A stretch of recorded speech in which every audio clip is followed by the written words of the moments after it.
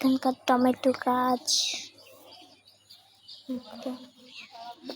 তারপরে যেখানকার বেগুন গাছ, বেগুন ধরছে, ওইখানে আম গাছ, অনেক গাছ আছে এখানে।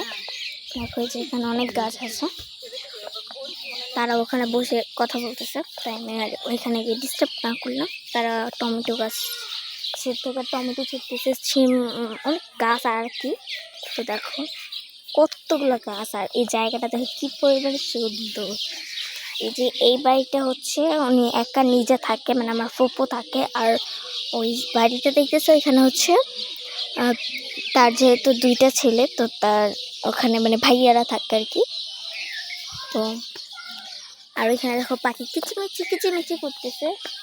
যাই হোক, দেখো কি সুন্দর না জায়গাটা, আমার কাছে অনেক বেশি ভালো লাগে। এর জন্য আমি গ্রামে আসলে মূলত এই জায়গায় মানে আমার ফুপুর বাসায় আসি।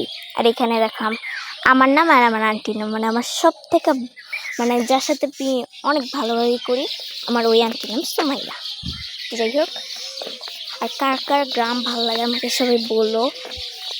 আর কারা কারা, আর এখন একটা কথা যেটা বললে এখন যদি আমি ঢাকায় গিয়ে কথাটা বলি না, মানুষ আমাকে পাগল বলবে।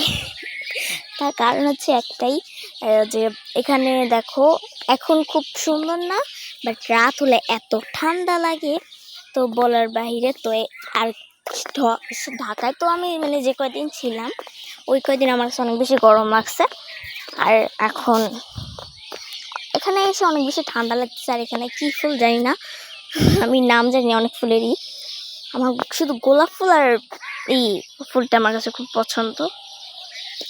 দেখো কি সুন্দর এখানে পড়ে রয়েছে, দেখো আমি কিন্তু ছিঁড়িনি, এটা পড়ে রয়েছে। তাই হোক সুন্দর, আমি পড়িনি গাইস দেখো। আর এই যে এই ড্রেসের সাথে যে ব্যাগটা, কিন্তু মানে এই ড্রেসের সাথে কিন্তু এই ব্যাগটা থাকে আর কি। তো এটা কেন থাকে আমি জানি না, কারণ এটা এই ড্রেসের সাথে তো ম্যাচ করে না, বোঝা যায় না আর কি এমনি। বাট সুন্দর ব্যাগটা এমনি। এটা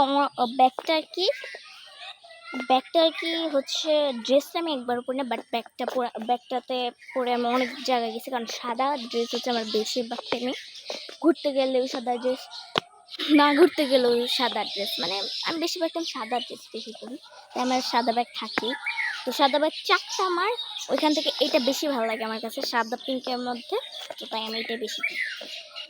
এই ব্যাগের ভিতরে হচ্ছে কি আছে জানো, আমার মূল্যবান একটা জিনিস আছে। তো চলো তোমাদেরকে দেখতে।